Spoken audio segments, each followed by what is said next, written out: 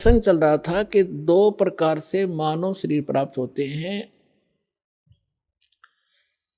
एक तो turn wise होता है कि 84 लाख नरक स्वर्ग भोग के, उसके बाद फिर 84 लाख प्रकार के प्राणियों के शरीरों में कष्ट उठा के उसको एक मानव शरीर मिलता ही मिलता है। तो वो उस प्रकार का प्राणी शीघ्र भक्ति पर नहीं लगता, उसके अंदर एक ऐसा अवगुण होता है, वो बहुत ही देर से बहुत समय लगेगा उसमें, लेकिन मालिक की दया, जो दास ने कल उदाहरण दिया था उस तरीके से उसके ऊपर असर होता है। वो भी तरीका मालिक उन बच्चों के लिए भी अपनाएगा अब। लेकिन जो बता रहा दास के एक पिछले संस्कारों से पुनर्जन्म होते रहते मानव के, उसके लिए अभी तक दास या भूमिका बना रहा है ये समझाने के लिए आपको कि जैसे आप जी को प्रथम मंत्र दिया जाता है, पहले परमात्मा ने इस पर प्रथम मंत्र में केवल ये बीच वाले 5 नाम ही दिए जाते थे। और ये काल के पंथ जो राधा स्वामी पंथ और इससे निकले हुई जितनी शाखाएं हैं, ये 5 नाम देते हैं। और वो कौन से नाम? पांचों काल के, यूजलेस, ओंकार, रंकार, ज्योत निरंजन, सोहम और सतनाम। सतनाम कोई जाप है, ओंकार रंकार ये कोई जाप है। ये 5 नाम थे जो दास आपको प्रथम मंत्र में बीच के 2 फर्स्ट एंड लास्ट को छोड़कर, ये पहले नहीं दिया जाता था, इसलिए इसको अभी तक गुप्त रखा था। ये कंप्लीट कोर्स है। और वो बीच वाले जो मंत्र हैं वो आपको संसारिक सुविधा यहाँ की उपलब्ध कराएंगे, क्योंकि उनका टैक्स देंगे। ये पूजा नहीं, साधना है। साधना और पूजा में अंतर होता है। जैसे हम पूजा करते हैं परमात्मा को पाने की, तो हम परमात्मा को पाने के लिए जो भी प्रयत्न करते हैं वो साधना है। जैसे हमारा पूज्य है जल, हमने जल प्राप्त करना है, तो जल प्राप्त करना जमीन के अंदर है, तो हमारा जो पूज्य है, इष्ट है, वो है जल। और उसके पाने के लिए, जल प्राप्त करने के लिए जो भी हम क्रिया करते हैं, बोकी लगाते हैं, पाइप डालते हैं, फिर हैंडपंप लगाते हैं, तो वो हमारी साधना है, वो पूजा नहीं है। उसको पाने के लिए जो हमारा पूज्य है, हमारा जो इष्ट है, वो तो जल है, उसके लिए जो प्रयत्न किया गया वो साधना है और वो पूजा है उसको पाने की।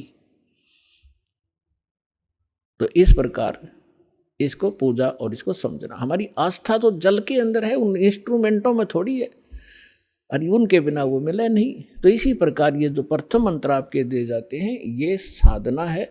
और जैसे दूसरे शब्दों में दास आपको कहे कि जैसे ये मंत्र एक ऐसी कमाई है, ऐसी शीघ्र अफेक्ट करती है, देवताओं को विवश करते हैं ये मंत्र आपको लाभ देने के लिए।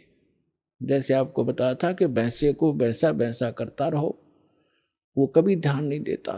आप वैसे गुण गाए जाओ, जय गणेश देवा, माता थारी पार्वती, पिता महादेवा, ये हम घोट रखे थे हमने, ये कभी नहीं सुनेंगे। और इनका एक मंत्र दे रखा है आपको, उसका जाप करो, तुरंत अटैक होगा उनके ऊपर जाके और सतर्क होंगे। क्या हो गया बच्चे को, क्या डिमांड है इसकी, देखो इसका अकाउंट कितना हमारे इसमें, उस तुरंत उसका राहत दी जाएगी।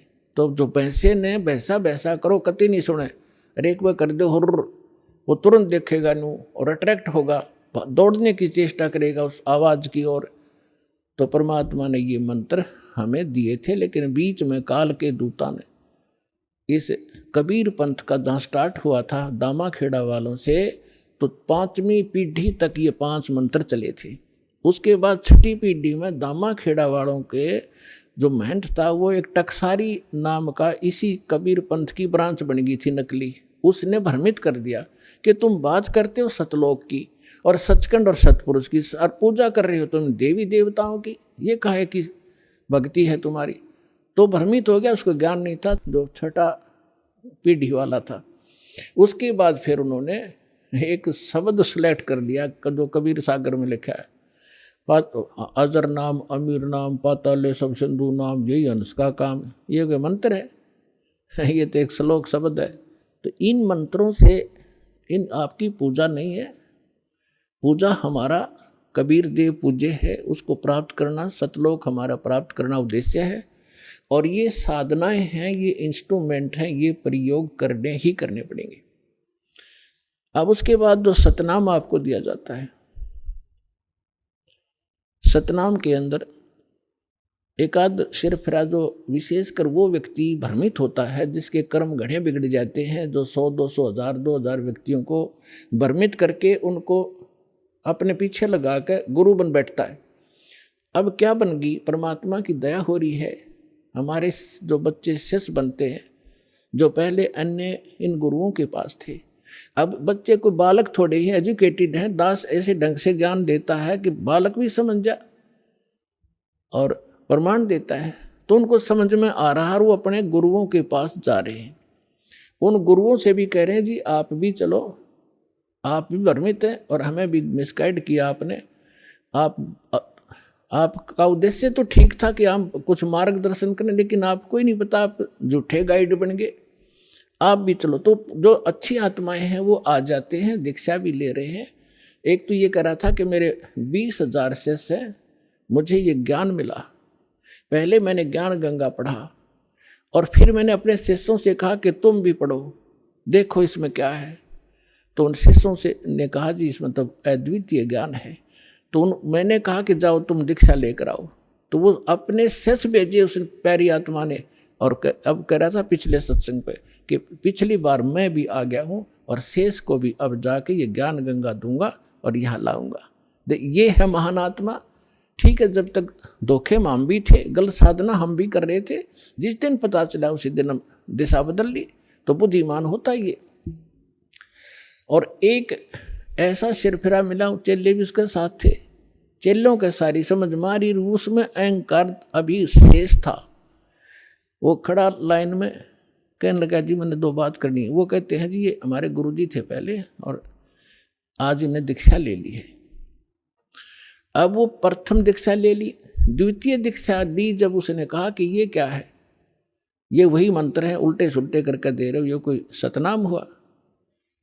तो पुण्यात्माओं यही मार खाता ये प्राणी। वो एम था उसके अंदर, अहंकार था। अब टीचर मैं, डॉक्टर मैं हूँ और रोगी वो बनकर आ रहा है और डॉक्टर की दवाई में वो ऑब्जेक्शन कर रहा है। एक जड़ी बूटी होती है, उनको अगर 4-5 जड़ियाँ मिलाई जाती हैं तो उनका गुण धर्म कुछ अन्य होता है, वो कुछ अन्य लाभ देती हैं।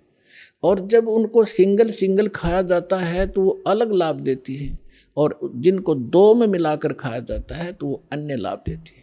तो इस प्रकार उसको समझाने की चेष्टा की और वो उसका सौभाग्य दुर्भाग्य साथ है, उसका समझ में आई कि ना हुई। तो आपको भी बता रहा हूँ कि ऐसे भ्रमित ना होना।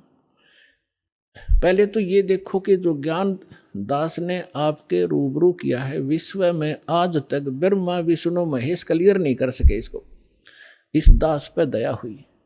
तो आगे कौन सी का चीज छोड़ दूंगा मैं, ये भी विचार कर लेना। जो साधना दूंगा